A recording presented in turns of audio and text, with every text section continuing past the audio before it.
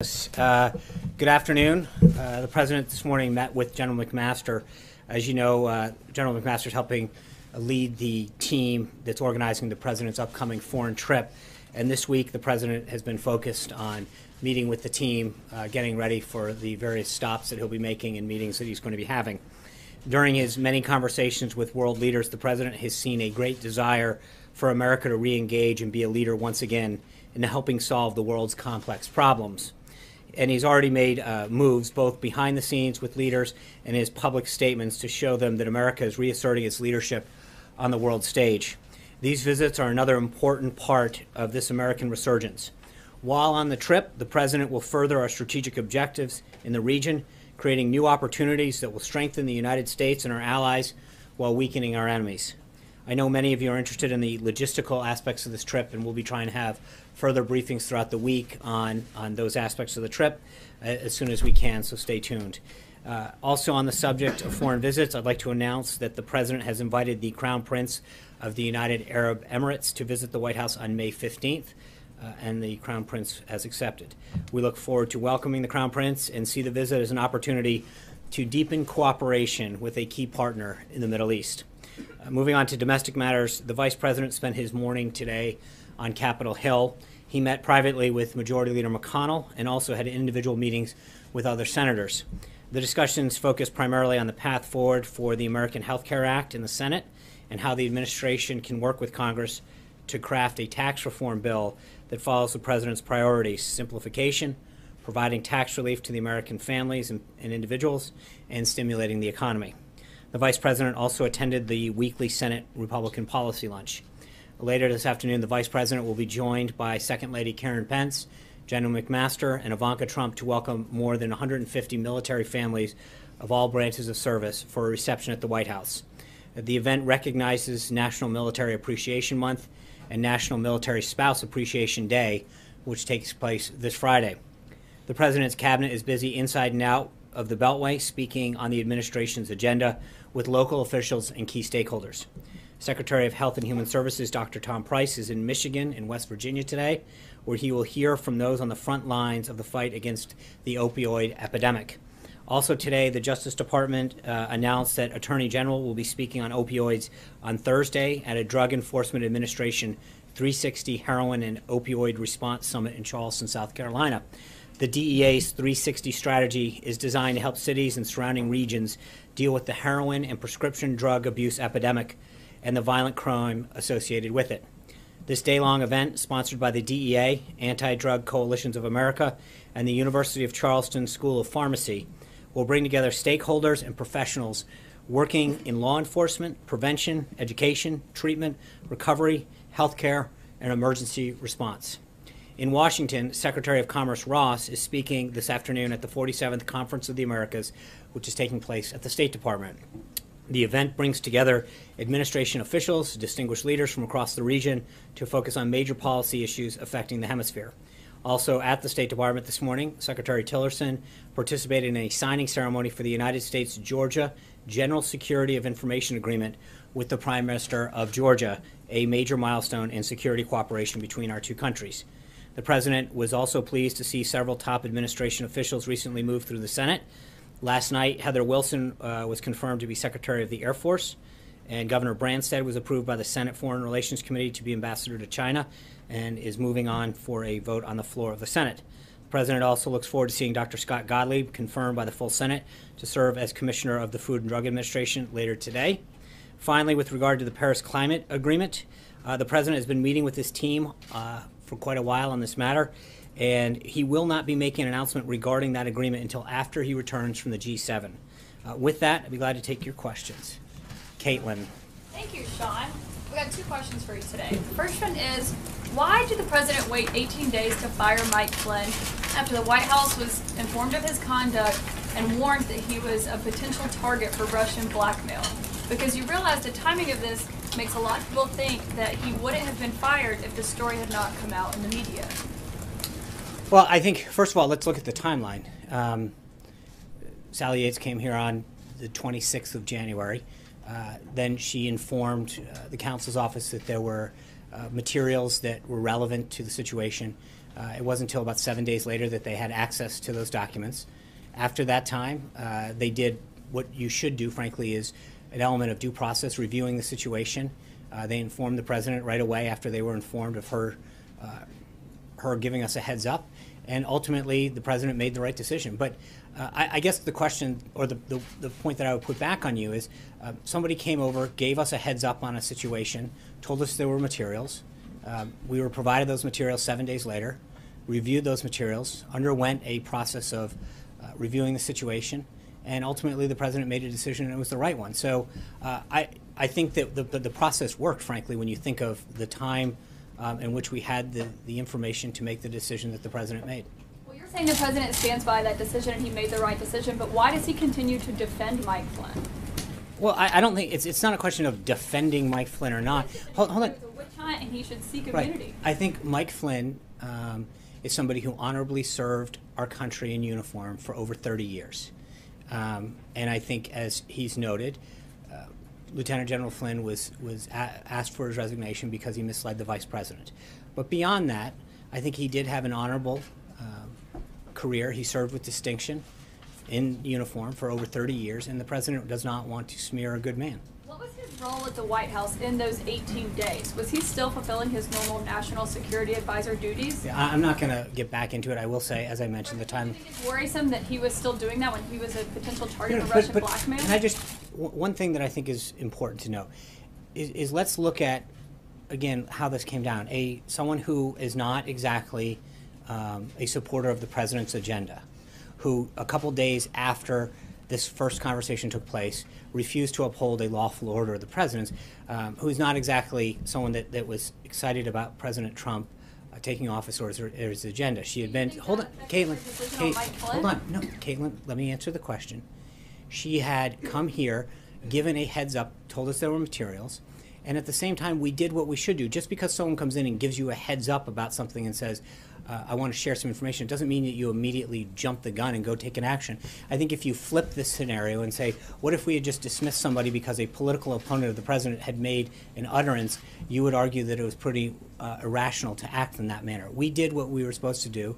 The president made ultimately the right decision, and I think he was proven that How is she a political opponent of the president? she was. She's the acting attorney general that he kept appointed on. by the Obama administration and a strong opponent, a strong supporter of Clinton. So that's now, I think, number 4. So, Jim. Thank you, Sean. Are the canceled meetings a sign the president is vacillating on the Paris Accord and undecided whether to remain in the agreement or withdraw from it? I think it's simply a sign that the president wants to continue to meet with his team, develop meet with not just the economic piece, but his environmental team, and come to a decision on what's the best interest of the United States using the expertise that surrounds him. Well, That's it. Mara. John, does the president want to win the war in Afghanistan? Yes. What would winning mean to him? I think reducing the threat, especially when it comes to ISIS and the Taliban. Reducing the threat. Well, I mean, minimizing, eliminating, but obviously, in the best case scenario, we want Major. I'm going to answer Mara's question. I think the answer is that we want to eliminate the threats that are against our national security and pose a threat to our citizens, our allies. So we need to fully eliminate any threat around the globe, frankly, not just in Afghanistan, that poses a threat to our people and our allies. I just have a question as he considers what to do next and if he wants to commit more troops. At one point, we had 100,000 troops there and we didn't eliminate the threat. Why would 15,000 do the trick if 100,000 did before? Well, I think that's a very Washington question, meaning just because you spend more, throw more people, doesn't mean you're doing it in the most effective way. I think one of the things that he has asked his national security team to do is to actually rethink the strategy. What are we doing to achieve the goals that you were asking about? How do we actually, how do we win? How do we eliminate the threat? And I think doing that isn't just a question of throwing money or people, but looking at the mission and the strategy, and that's what the team has been doing holistically, not just in Afghanistan, but the total beyond Afghanistan. It's also the way that he's asking them to look at the threat that ISIS poses. Will he explain this to the American people, or will be this something coming out We'll of the see. Senate? I mean, I don't want to get in front of. I don't know how he's going to do that, but we'll wait and see and go from there. John. Thanks a lot, Sean. A question about the president's policy concerning Syria. This morning we learned from the Pentagon that the president has approved a plan to directly arm Syrian Kurds against ISIS. Has the president discussed this plan with the leader of Turkey, and what was the reaction from Turkey? I don't know if he's addressed this to the president yet. I do know that yesterday the president authorized the Department of Defense to equip Kurdish elements of the Syrian Democratic Forces as necessary to ensure a clear victory over ISIS in Raqqa, Syria.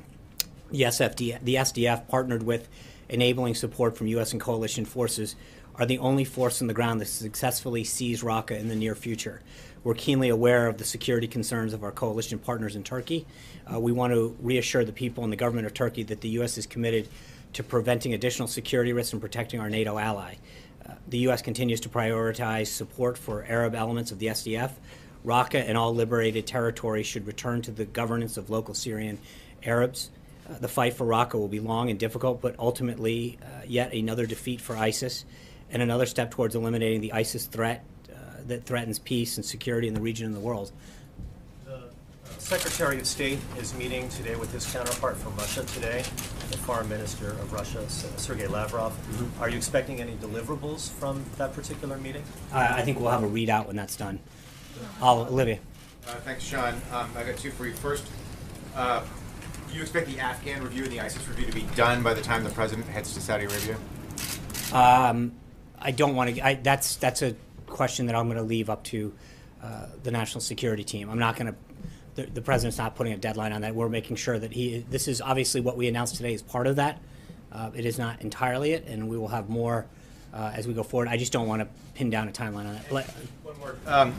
In this briefing, you've talked about the president's desire to, quote, fully eliminate any threat around the globe to U.S. interests. You've talked about the United States wanting to re-engage and be a leader once again and reasserting its leadership on the world stage. Some of the president's supporters are going to hear in those comments maybe a bad omen about the president changing his mind and becoming more interventionist. Not saying he wasn't going to be interventionist because he talked about ISIS a fair amount, but what would you tell them about, is he going to embark now on nation building? Is he going to deepen American involvement in conflicts in Syria and Afghanistan and elsewhere? No, I appreciate that. I think that his priorities remain the same, but he's going to do what he can to make sure that he protects the country and our people and threats that directly affect the United States. Brian. Thank you. Just following up, and correct me if I'm wrong, I know you will, but the day after it was announced that he was under investigation, Flynn, he met with, if I'm correct, with Pence and the Russians on a phone call. So while he's under investigation, why is he being allowed to participate as a national? I really don't recall the schedule from that day, Brian's up. Right. But the point is, again, I think this is, look, I answered the question a moment ago, but I think as I went through the timeline, Sally Yates came over here, gave us a heads up, provided us the opportunity, made it very clear that materials were available for the council to review. But and we followed that process. And within 11 days after that, we accepted General Flynn's resignation that the president had asked for. But the point being, while he's under investigation, I understand, but what is look, we're not going to relitigate the past on this. I think we've been very clear as to what happened and why it happened. I think the president made the right decision, and we've moved on. Like. Can you confirm that the meeting today between Ivanka Trump and Mr. Pruitt was canceled, and if so, why? I don't know. I'd be glad to get back to you on that. I'm not sure. And secondly, as it relates to the G7, you said the decision on the Paris Climate Agreement will be made after the G7. So does the president feel that he can extract any concessions while he's there? Does he feel like he can renegotiate it? Or does he just want more time? Why until after the G7? I think the president wants to make sure that he has an opportunity to continue to meet with his team to create the best strategy for this country going forward. Sarah Murray, welcome back. Mrs.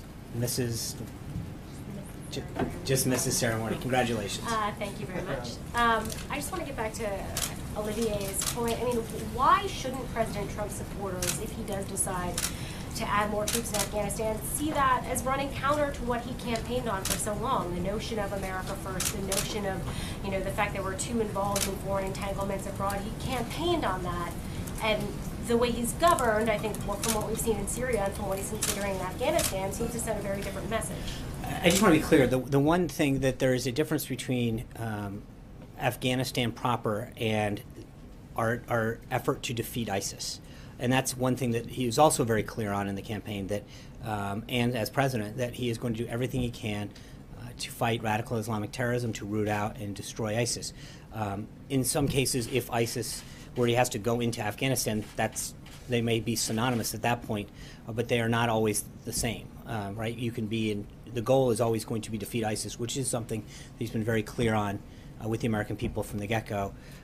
But that all being said, let's be clear, with the exception of the piece that we announced today, that the president authorized yesterday, no decision has been made. So let's not get ahead of what that ultimate policy will be. One other question. Can you just give us a better sense of what the president has been doing with his time the last few days? We haven't had very detailed schedules. We haven't been seeing him publicly.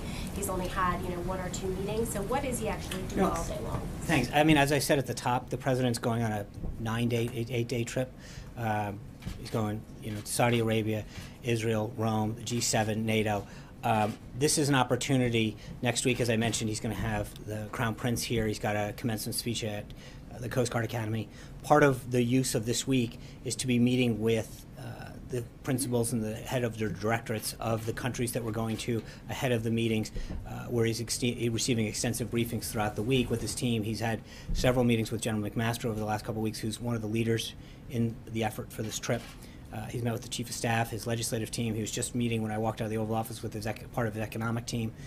So this is an opportunity for him to get ahead of this first really long foreign trip, to make sure that he is on a whole host of issues, whether it's ISIS, whether it's our economic issues or trade issues, to make sure that we go in there, strengthen our relationships, but also make sure that we put America's priorities first. Yeah. President Trump tweeted yesterday that the story of possible collusion between his campaign and Russia is a hoax, and he questioned when this taxpayer-funded charade would end. Is the administration trying to set parameters on what Congress and the FBI should investigate? No. And so, and if that is the case, so what did the president mean by when will this charade end? Well, I think even Director Clapper said yesterday, when asked if there was any evidence that he had seen of collusion, he said no. And I think that at some point, I said it before in this briefing room, but we have to take no for an answer. He said that the director of National Intelligence asked, has there been anything that you've seen additionally that shows collusion? He answered very clearly. The answer is no. And it continues to be no. And I think that there's a point at which all of the things that the president is doing economically and in national security-wise to move the country forward, we need to take no for an answer and move on to the issues. But is it the role of Congress and the FBI to say when a matter should be concluded and not the White House? And then also following up on that, Senator Lindsey Graham has said that he wants to look into President Trump's business dealings to see if there are any connections to Russia. Would the White House cooperate with that? Yeah, so the president obviously was aware of Senator Graham's suggestion after he made it today, and he's fine with that. He has no business in Russia. He has no connections to Russia, so he welcomes that. In fact, he has already charged a leading law firm in Washington, D.C. to send a certified letter to Senator Graham to that point, that he has no connections to Russia. So that should be a really easy look. Matt. Thanks, Sean. 2 questions on 2 different topics. First, you said that Sally Yates was a strong supporter of Hillary Clinton. What is that based on? I think she's made some, I think it was widely rumored to play a large role in the Justice Department if Hillary Clinton had won. So on a different topic, I have a question about that fired usher, Angela Reed. Mm-hmm. It was reported that she received a generous severance package. I'm wondering, how do you give a substantial severance package to a government employee? I don't know. I'd be glad to get back to you on that. Anita. Yesterday we learned that Sally Yates had said that she learned of the first immigration order, the travel ban, by reading the newspaper.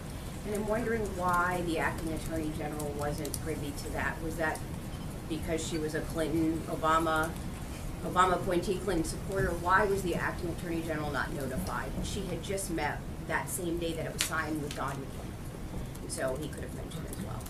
I don't I don't know why she wasn't. Again, I think if we want to relitigate the first executive order at the time, we talked about all of the proper individuals that needed to be made aware of, were made aware of at the time. Is it not unusual that the I don't. Attorney General- Again, I think I also, just to be clear, again, remember, this is someone who ultimately didn't even want to enforce it.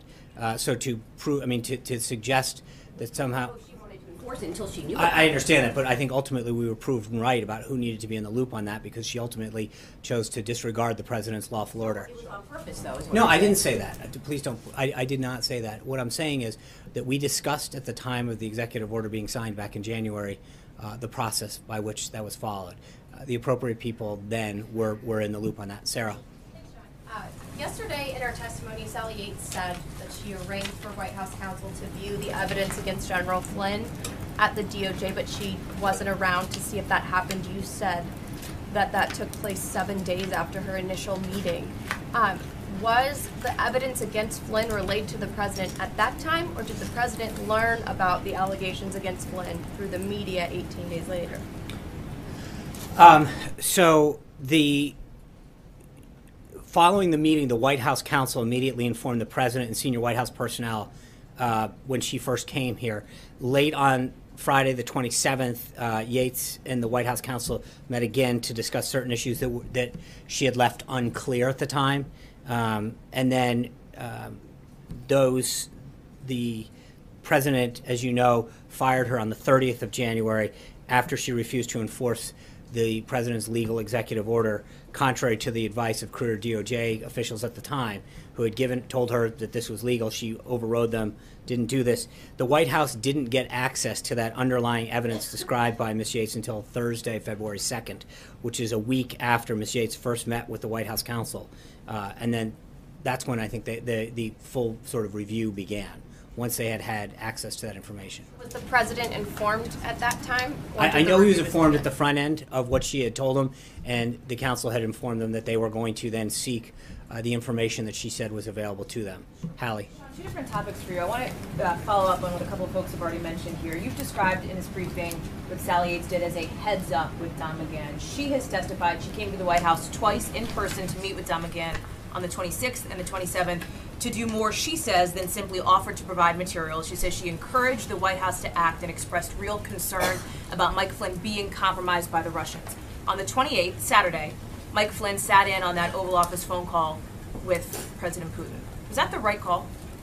Again, I think what you have is somebody who was an Obama appointee coming in and saying, I'm giving, I get it, but at that moment, sure, you have someone who you have to wonder why they're telling you something, to the point where they had to come back a second time because what they were saying was unclear. So let me follow up on that, because and before I get to the second topic, you said it was widely rumored that she wanted to be a part of the Clinton White House potentially.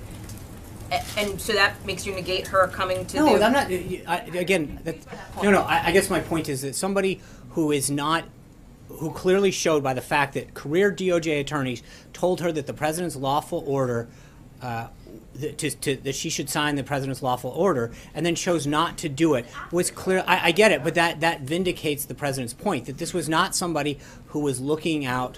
I think my point is that we were correct in the assumptions that we made at the time.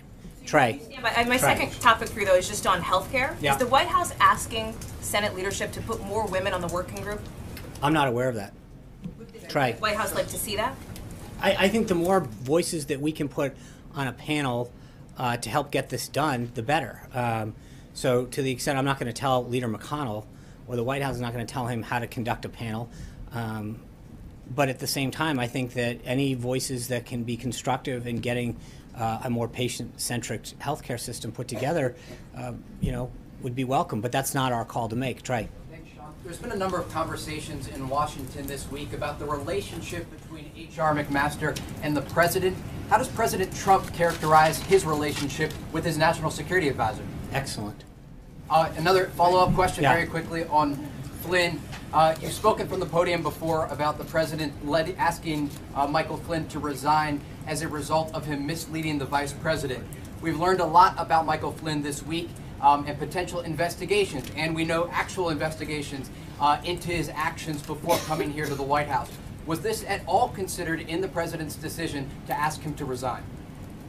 I think you can only, I mean, you can only accept someone's resignation once. So he asked for it, he got it, and so to go back and relitigate isn't really something that makes a ton of sense. He got it, he asked for it, he got it the first time. I don't think you go back and continue to say, would I have asked for it here, here, and here? He did what he did the first time, he was right, and he got it. Amen. Thanks, Sean. Can you just be clear on the 18 days? Did the White House put any security restrictions on Mike Flynn at all during that period of time? Was he limited in terms of his access to classified information, national secrets, or decision-making in any way? I'm not aware of any. Was that a mistake in retrospect? I can't, this is, it doesn't, the decision that we made was the right one. The president made a decision, he stands by it. Jenna. So I just want to go over this timeline again. You have Yates coming to the White House on January 26th and the 27th. You then have McGahn going to the DOJ on February 2nd to see those documents. But it's not until February 13th that Flynn actually resigns.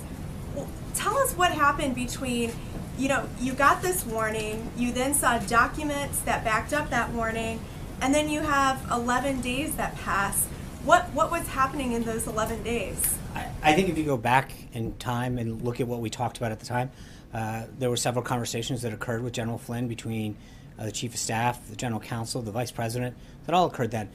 Look, we took, when you think about the scope of time that actually occurred, those 11 days, to make sure that we did the right thing is important. And we ultimately did, and that's what's important when you think of this. And when you look at this compared to other instances, the idea that in 11 days a review was conducted, the president acted decisively, I think that's actually shows that the system worked properly. John. Are you guys disputing at all how Yates describes those conversations on the 26th and 27th?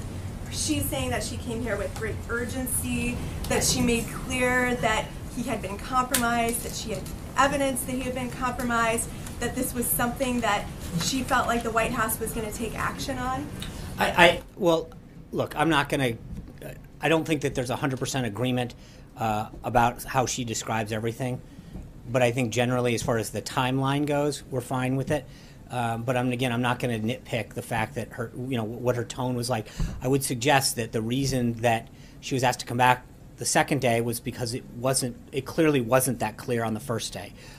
So if it, I think logic dictates you don't ask someone to come back and explain themselves a second time if they have done an effective job the first time. But again, I'm not going to get into needling every little point about what happened. John. Thank you, Sean. I have two questions on of course. Diverse areas. First, a citizens group known as United Against a Nuclear Iran released a list of 16 American companies a few days ago, among them Volvo, Honeywell, and Schlumberger, all of which are cutting back on jobs employing Americans, but all of which expressed a desire to do business in Iran under the terms of the deal that was made with Tehran. My question is this: what is the administration's response to businesses who say they want to do business in Iran under a deal the president described as the worst ever? I think that speaks for itself. I mean, the president's very clear on what he thinks of the Iran deal, and companies need to abide by the law. All right. My other question is this. 2 weeks ago, Monday, when the president met with some of us, he said, and it was on the record, he would have an answer on the administration's policy toward the International Monetary Fund in a few days. It's been 2 weeks. Can we expect any time an announcement on what the administration will do regarding the IMF? I would be glad to follow up on that one and get back to you. Dave. Sean, the governor of Texas on Sunday signed a law that essentially outlaws sanctuary cities in the state of Texas. Do you view this as a positive step, and would you encourage other states to do the same? You know, obviously it's a positive step. I think it shows that, as we've discussed here, both from an economic and a security standpoint, that makes sense for the citizens of our country. Each governor, each mayor is going to have to make their own decisions, but I think the president's position is very clear when it comes to sanctuary cities and how we're going to try to address them going forward. Because it's not just an economic issue, it's not just a jobs issue, but it's a security issue for our country.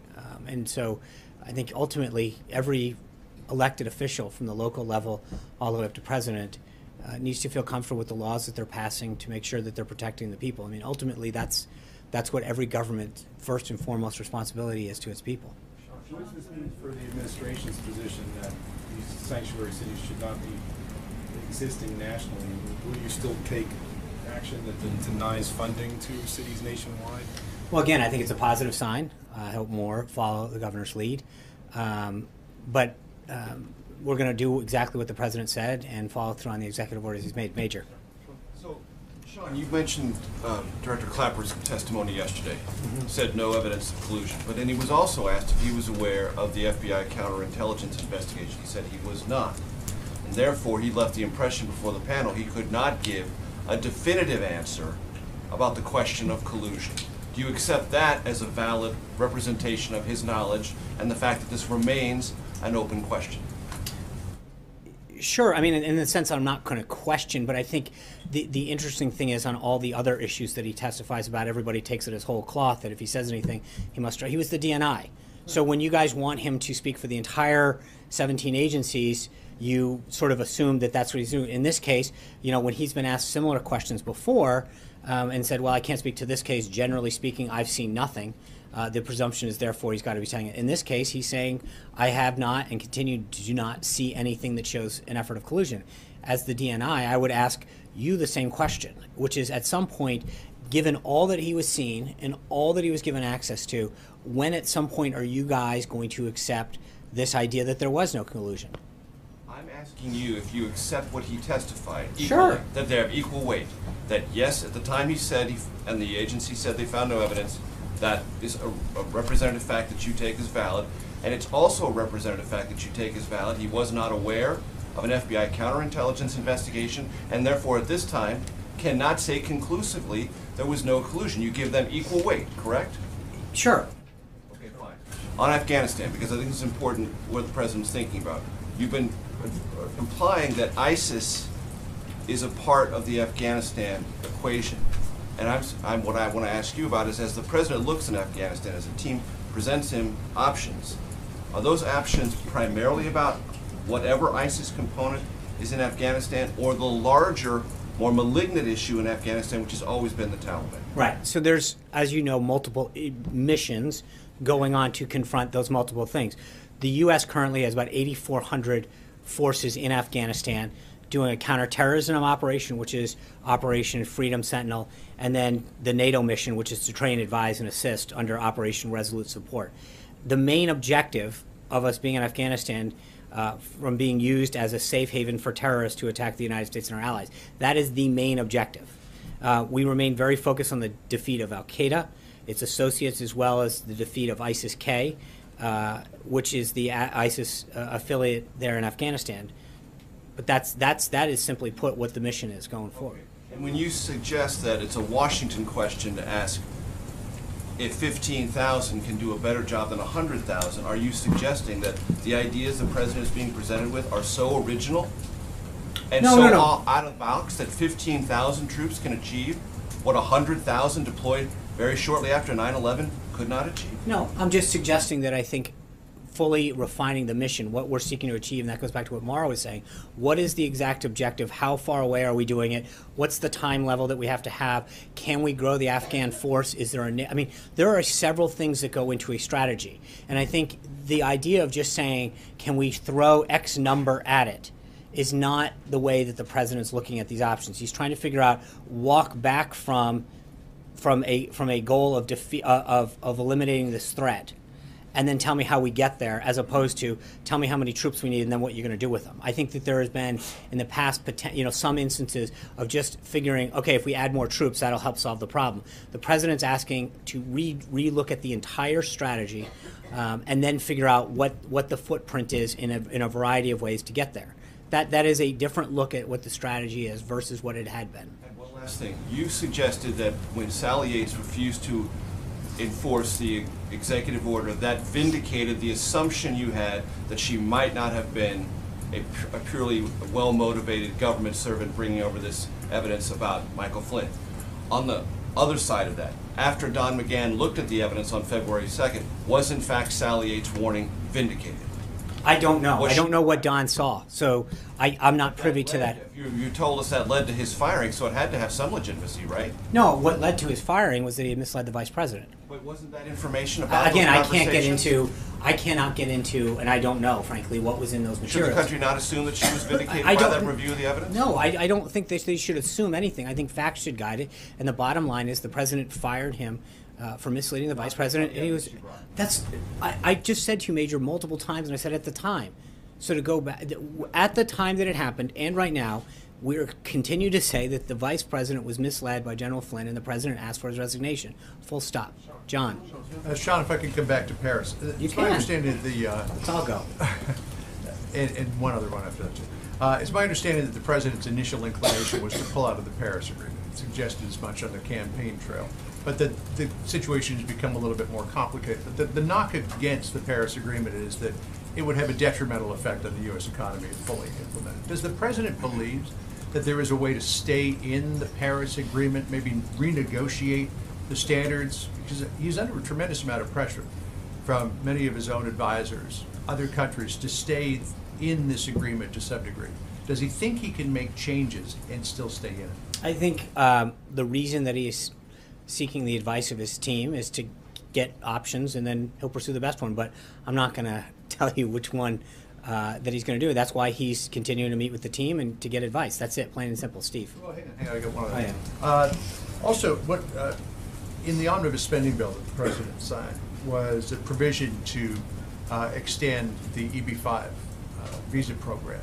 And it's been pointed out that the company that Jared Kushner was recently in charge of has been aggressively reaching out to people in China to say, invest in our property in Jersey City. Remember the EB-5 program, that people that invest a certain amount of money in this country get the sort of golden visa program. Does the president see any potential conflict of interest there? I think Jared has no affiliation with that company anymore. He recused himself from it, sold his interest in it. So that's a question more for the company itself to ask. So the president doesn't see any potential conflicts here? No, I mean, the Jared did everything that was required to make sure that he recused himself and took all the steps necessary. Steve. Before the briefing, you put out a statement, Sean, that congratulates... Thank you for bringing that up. Yes. Moon, the liberal who ran in South Korea, he had actively campaigned suggesting that the president's idea that South Korea pay its fair share of the THAAD missile system is a bad idea. He wants warmer relations with the North. Do you hope to convince him to change his mind? I think the president looks forward to meeting with him and talking about our shared interests. So I'll wait for that conversation, and I'm sure we'll have a readout for you. Second question. Okay. You did say that the president has an excellent relationship with his national security advisor, but there's been a widely circulating column written by Eli Lake that quotes the president, two sources, saying that his national security advisor is the general undermining my policy. Did the president say that? No, I don't believe he has. I haven't seen him. I was with, I mean, I think when you look at the president's schedule this week, as I just noted to Sarah a little while ago, there's probably no one aside from family members that are spending more time with the president this week. The General McMaster, he values his counsel. He continues to be extremely pleased with his pick and his performance as National Security Advisor, and he has the utmost confidence in him. Tulu. Thank you, Sean. Just a couple more questions on General Flynn. You keep saying that the White House was given a heads up by Sally Yates about what General Flynn had said to the Russians.